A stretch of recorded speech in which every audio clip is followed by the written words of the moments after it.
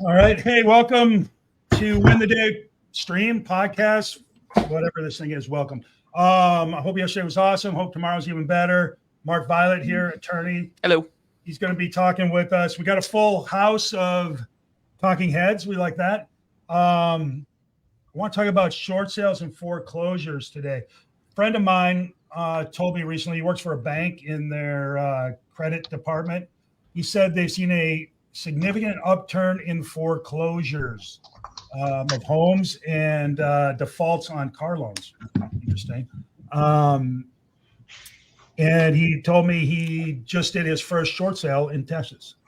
So they're not massive, but they are on the uptick.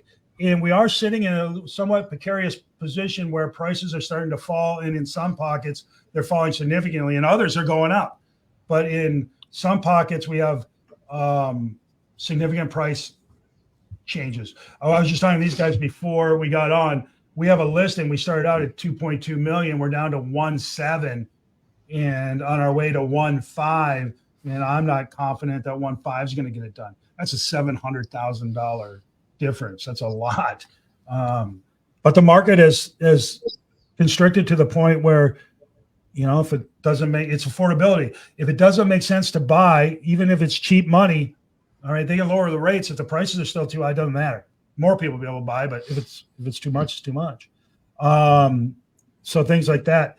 But if you weren't in business, what, 07, 8, 9, 10-ish, you probably don't understand the foreclosure. You might understand it, but I don't think you fully can appreciate the foreclosure and a short sale, which is I think it's an old thing, but it's a new thing as well. We did them all. They saved my career. Short sales saved my career back in the day. If you don't know, a short sale is when you sell for less than what is owed to the bank, and the bank allows you to do it. And most of the time back then anyway, they signed what was called a deficiency notice that went off the hook for coming back and getting them. Is that the way you remember it? So there are two types of loans usually. You can go to a bank like a Whitney Bank, a Regions Bank, Community Bank. When they portfolio their own loans, they're what we call in-house. Those loans, they hold them at the bank. The bank board of directors get together and say, we're going to lend this many deals. Right. So the good news is on the front end, when you're trying to get a loan, sometimes it's easier to get a loan through them because they're local people. They may give a loan when it's questionable. The downside is on the back end, if you can't make those payments, the board has shareholders, like actual shareholders own the bank, and they have to go through a due diligence. They can't just say, hey, we understand you're having a tough time. We'll take the house back. You walk away. They will get a deficiency judgment that will stick on your record for 20 years against you. Whereas the other type, which is the traditional, you go through a mortgage broker, mortgage company, those loans get bundled up and securitized, and kind of that's another hour conversation. This is the but big short stuff, right? That is correct. That is correct. So if you saw the movie, this is exactly what they do. Yep. MBAs, mortgage-backed. Yep, or MSBs. So what they'll do is those loans kind of get lost in the bundle. The tranche. Who owns those are people like if you have mutual funds that own mortgage-backed securities in pension your funds. Correct, your 401k, your retirement accounts. So really, you could own a mutual fund that owns your own loan, and when you default, you know, your stock of that value goes from $50 down to $49.50, and it just kind of disappears.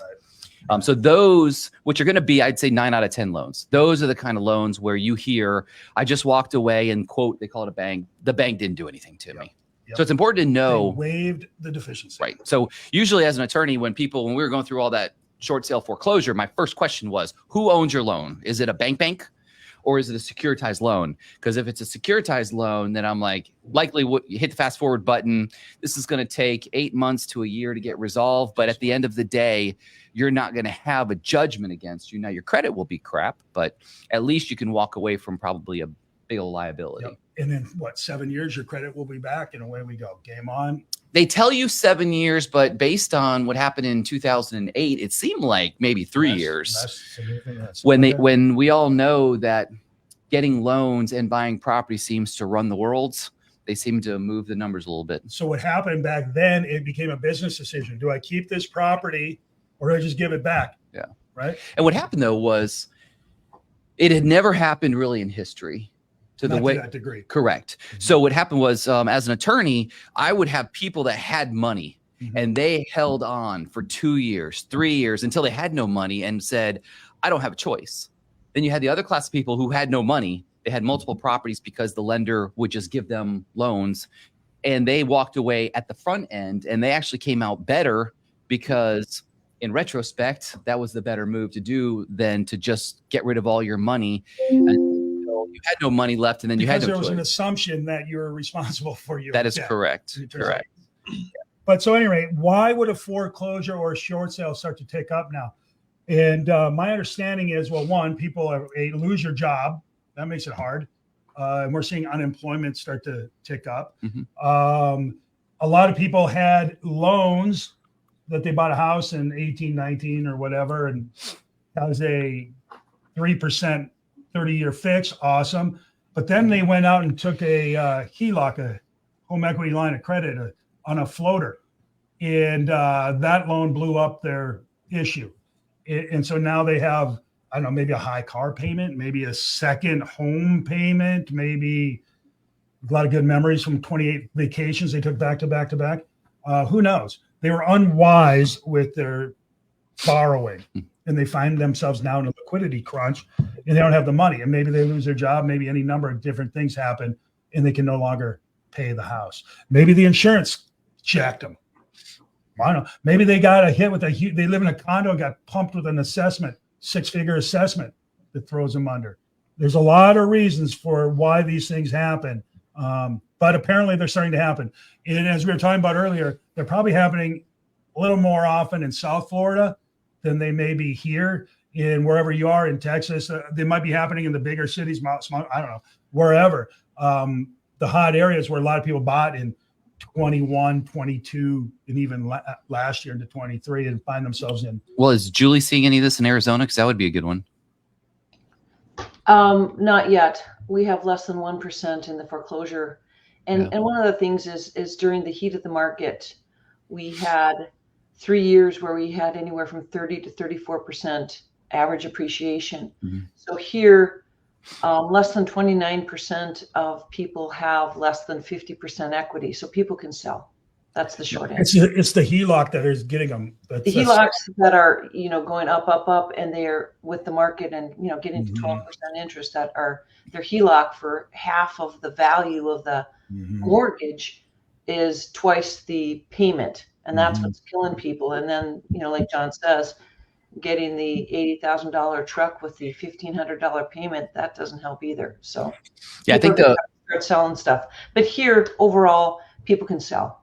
Yeah, I think the moral of the story, though, is if we start to hear foreclosures are on the rise as a buyer's agent anywhere, right? As a buyer's agent or a listing agent, how do you change your daily behavior as a result of that? So what I would say is if you're a listing agent, it's an uncomfortable conversation to have with a seller who never wants to admit, hey, they're financially in trouble.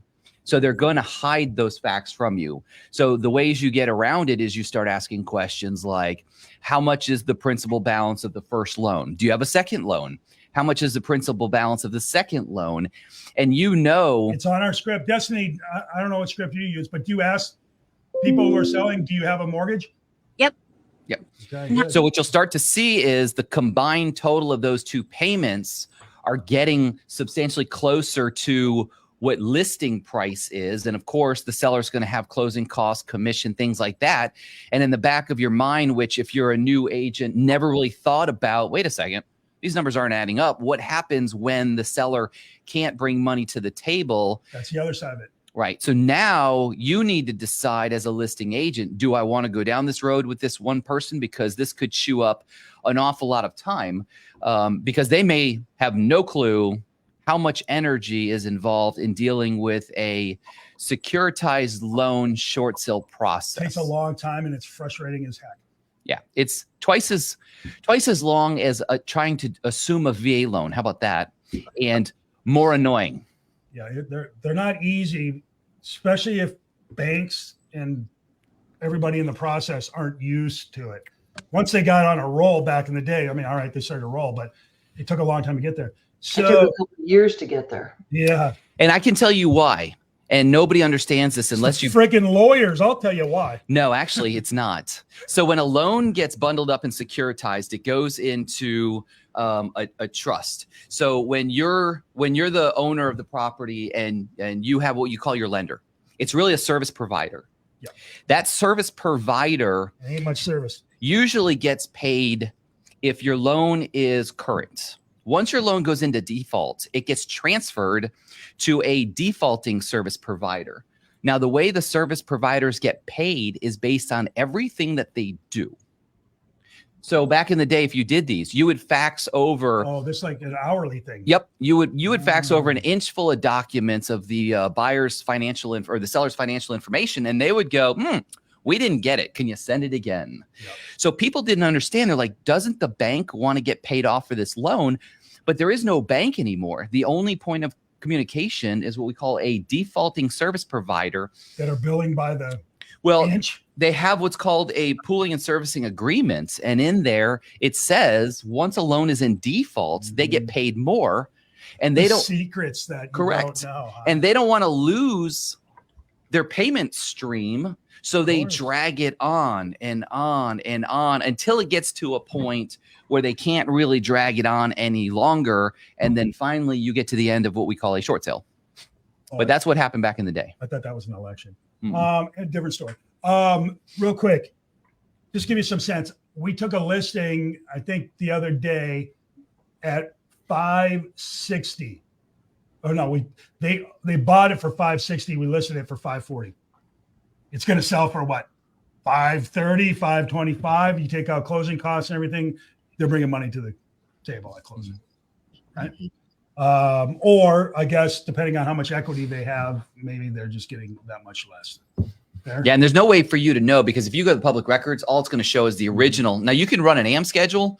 So if you feel like the seller is not being truthful to you, go pull the public records, pull their mortgage, see when the starting date is, go to bankrate.com, pull an AM schedule, run the numbers, and that'll give you a good idea on what the principal interest is. Right? And if you're confident enough, and you should be, you gotta have to really make sure you're asking, do you have a mortgage? How much is the mortgage? Is there a second? How much is the second? None of your business. Well, it kind of is my business, right? Because we are going into business. But those are harder conversations to have, and we haven't had to have them for quite some time. And now they're starting to show up. Here we go. Bianca just had a foreclosure. Yeah. They're coming.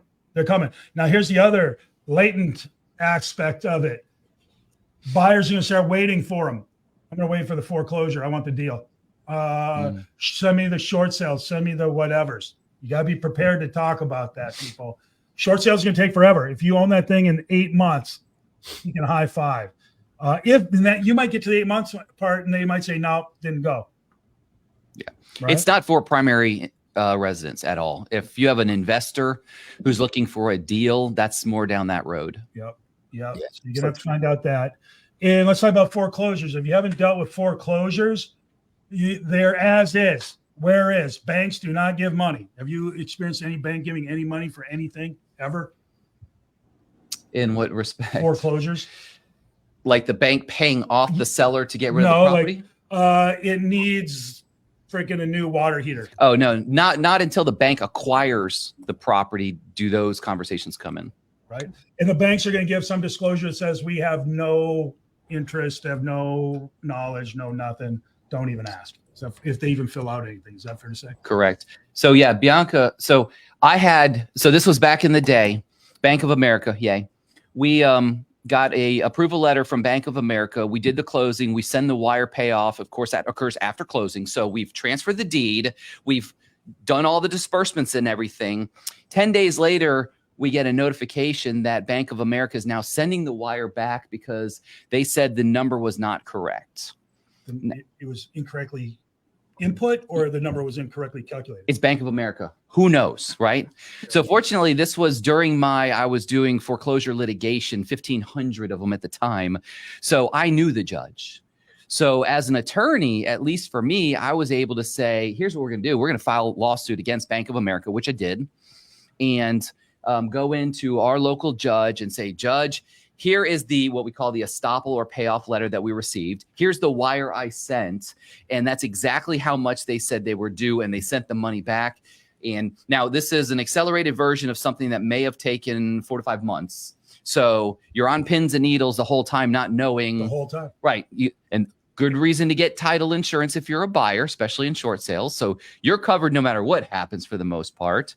But fortunately, my judge basically said, Mark, what do you need? Give me whatever order you want, which I got an order from the judge satisfying the mortgage of record, which once you record that, it's golden. Bank of America is out of it. And I had Bank of America have to reimburse all my fees and costs. So there you go. They added up by the inch? Yeah. So it was exciting to call Bank of America and say, hey, I've got a judgment. For Jamie Dimon? No. I'm like, I've got a judgment against you guys. How do you want to settle this? And they're like, we don't do that. I was like, okay, we'll see. But no, they did. Did you say I'll have my lawyer call your lawyer? No need to go down that road. So short sales are not fun. They're not quick. They're not easy. You're not supposed to be an expert, but you need to start looking for the red flags. Kind of the moral. Will this impact your career? Probably not in a big way, but it's going to come in some way. Mark, what were you saying? Well, I was going to say that for some of the agents watching, it's important to be able to have the conversation with those buyers who are thinking, that are residential thinking, oh my gosh, this is an opportunity to swoop in and get something cheap. It's like, no. Trust me, this is just going to slow you down. It could be leverage, though, saying to a seller that you're close or a buyer that you're close. Well, maybe not the buyer. If you're on the buyer side with the seller that's close, that, you know what, we're seeing foreclosures increase. We're seeing short sales increase. I may just wait for that. Hold on. Right. Yeah, well, and the other thing is you need to maybe call a local attorney because each state has a different process. So like Florida, we're a foreclosure state. I understand Georgia is not necessarily a foreclosure Squatters? state. No, it's just a different process. Okay. I think it's easier. It may take a different time frame, but I think it's easier for lenders to reacquire property after default. And since I'm only Florida, I can only talk about Florida. But I know John, who is in New York, was talking about REO auctions, and that's kind of what prompted me to think. Remember, we have Arizona, we have New York, we may have other states in here. So we're only talking about Florida. So if you have an attorney in your state that you're friends with, you may want to just give them a call or take them to lunch and say, hey, how does the process work? Yeah. Here's another thing. If you have a condo building or a neighborhood and there is a foreclosure in there goes the neighborhood, right? There goes your comps. Get ready for those. Julie, you have experience with this. What do you know? I have a lot of experience with it. So I would just say, on the front end, to protect yourself, the first thing you want to do when you're taking a listing is say, I'd like to do a net proceeds calculation for you. And what is your payoff on how many mortgages and what's the interest rate on each?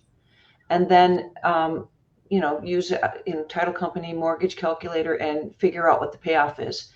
If it's going to be close and they don't have the money to come up with the difference or the equity, you may not want to take that listing because it's extremely time consuming, and that will take away all of your time from doing everything else. The other thing is you've got to figure out if you're a deed of trust or for mortgage state.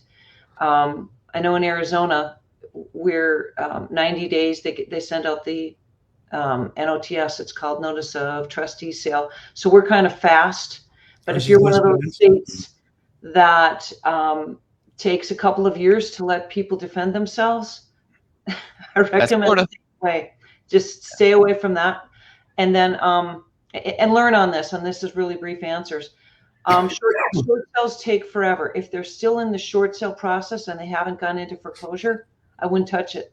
Not until the banks catch up, and it's going to take them a couple of years. They're not going to just say, oh, you're upside down, we're going to waive the deficiency. That takes years, and it takes the bank the decision to that it's just worth it to let it go, and that takes years.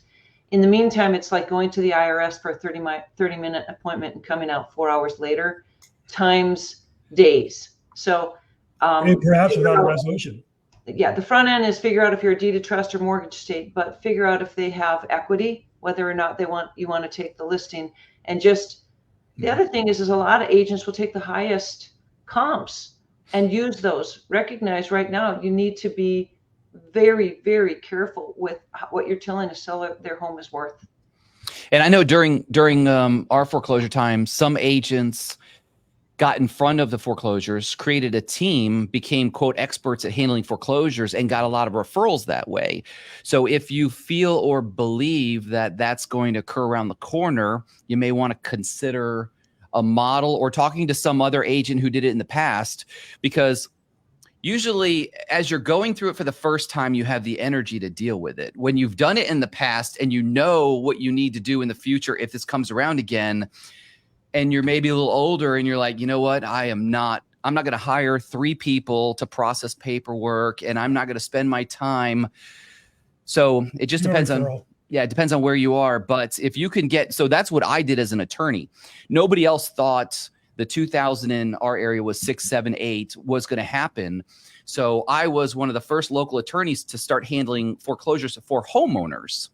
And every attorney was just referring them to me. And it probably took them 2 years before they decided, hey, you know what? This is going to be around for a little while. We think we're going to start doing it too. By the time they did that, it was on the tail end. Mm-hmm.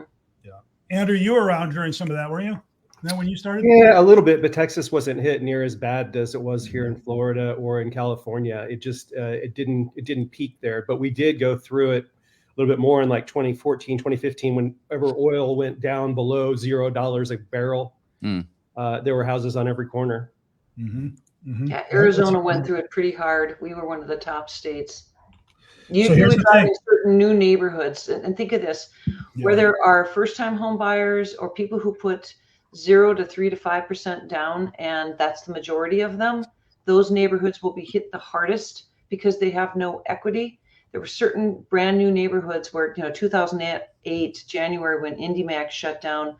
And there was no more construction loans. All the new construction, they just shut down, and those neighborhoods shut down. So be very careful to make sure that people have, equity, because if they don't, that entire neighborhood's going to take a huge hit, and it takes a long time for the short sales to catch up. So start with foreclosures, learn foreclosures, wait. If you want to, I'm not sure there's going to be so many that you're going to build a career on it.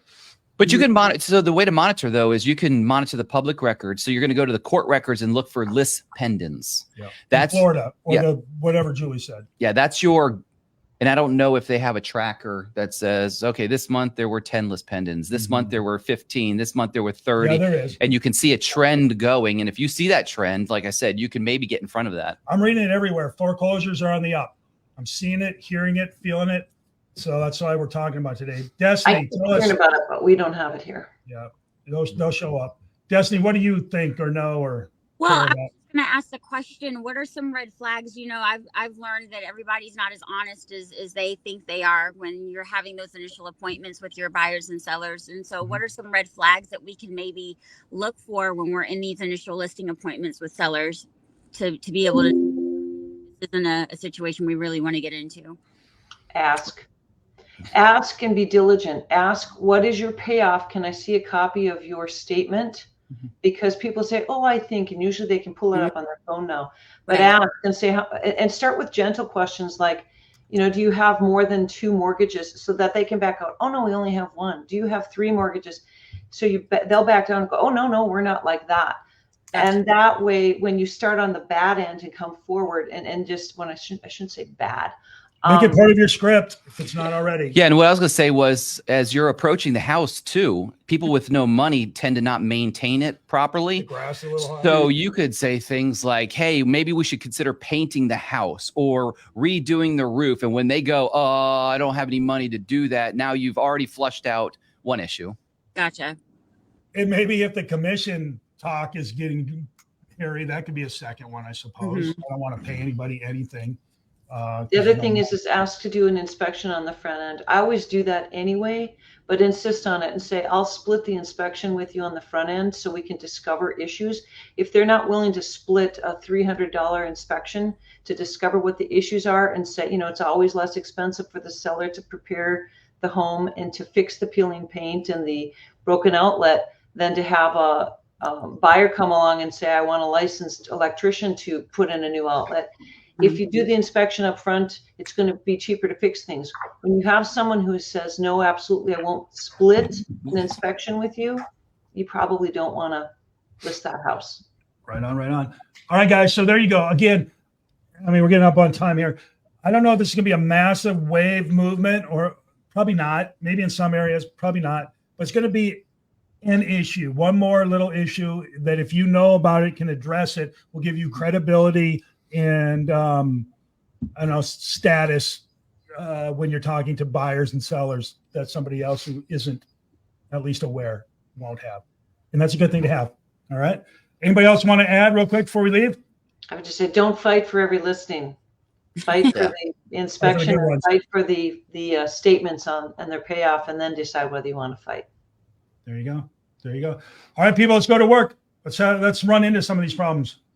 We'll see you Adios. tomorrow. Bye. Bye.